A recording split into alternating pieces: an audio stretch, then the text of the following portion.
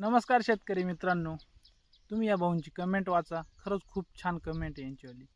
त्यांचं म्हणणं असं आहे, आपण सर्व शेतकरी ना एकत्र येऊन सोशल मीडियावर आहे ना पिकांचं नियोजन करू, कारण आता खूप जिरायला लागली.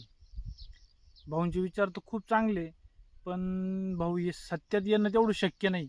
कारण आपला शेजारचाच आहे ना, जर या वर्षी जिरली ना तर पुढल्या वर्षी ना आपल्याला टमाटे मिरवणे आणायचे किंवा हे पीक मिरवणे आणायचं.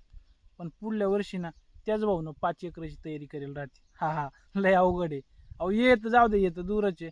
आता आम्ही एका गाडीत टोमॅटो वाहतो, पण टोमॅटो गाडीत टाकेपर्यंत एकूणाचा आकडा फिक्स माहीत नाही राहत. आपण जर विचारलो ना, अहो तुमची किती आहे? काय नाही, 30-40 आहे. आणि गाडीत टाकले 60 कॅरेट राहते त्यांच्यावाली. हा हा हा, लय अवघड आहे. पण ही गोष्ट जर सत्यात आली ना भाऊ, तर जसा किराणा दुकानात आपण जाऊन माल आणतो ना, तसे व्यापारी आपले डायरेक्ट घरी येऊन माल घेऊन जातील. जर नियोजनबद्ध जर काम केलं ना शेतकऱ्यांनी, तर अक्षरशः आपल्याला ही म्हणजे पळत हिंडायचं काम येणार नाही. आपला माल जागेवर विकला जाईल. तुमचं काय मत आहे कमेंटमध्ये नक्की कळवा. चला मग, जय जवान जय किसान, लावा ताकद.